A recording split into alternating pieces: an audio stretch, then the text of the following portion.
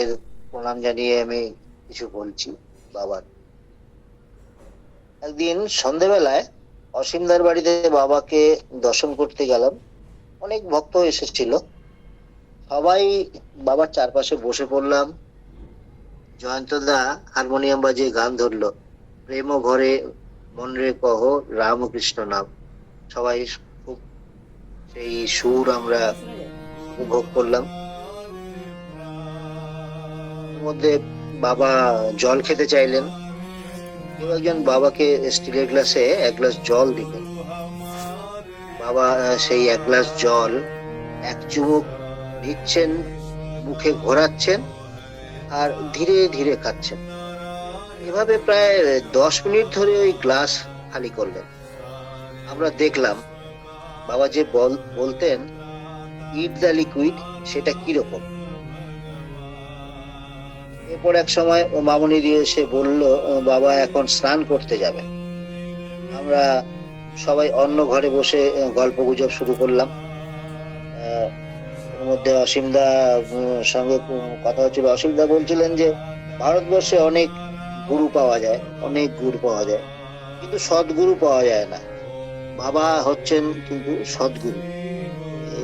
আর সেই যে বাবা যে সদ্গুরু, সেটা কিন্তু আমরা সবসময় উপলব্ধি করি। উপনাদি এসে পরে বললেন যে এবার বাবা সেবা নিয়ে শুয়ে পড়বেন। সবার আগে আপনারা বাবাকে দর্শন করে নিন এবং প্রণাম করতে পারবেন, কিন্তু দূর থেকে প্রণাম করবেন, কারণ স্নান করে নেবার পর বাবাকে আর স্পর্শ করা যায় না। যাই হোক, আমরা অপেক্ষা করছি বাবার কখন সেবা সম্পন্ন হবে, আর আমরা প্রণাম করে যার যার বাড়িতে ফিরে যাব। এমন সময় হঠাৎ সুমনেদি ডাকলেন সবাইকে। বাবা ডাকছেন সব ভক্তদের ওনার খাওয়া দেখার জন্য।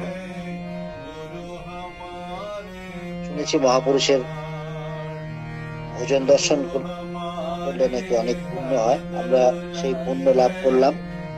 দেখলাম বাবা কিভাবে খাচ্ছেন,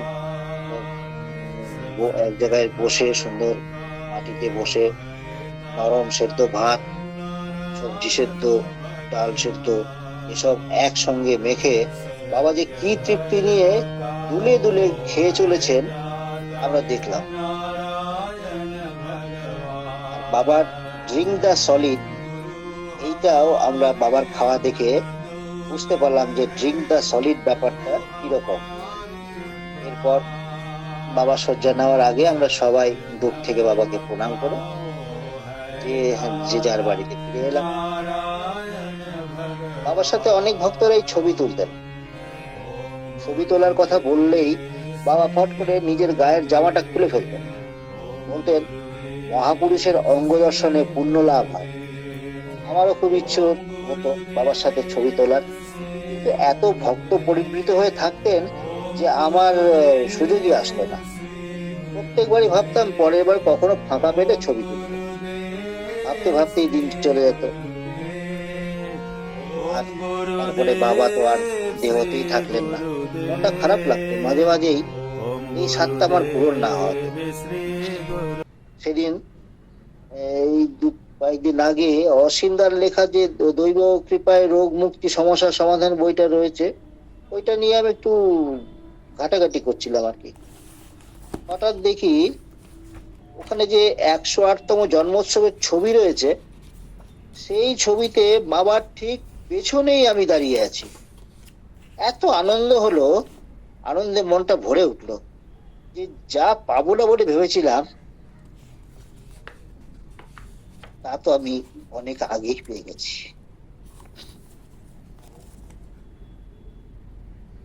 আজকে এটুকুই থাক, পরে আবার বলবো। প্রণাম।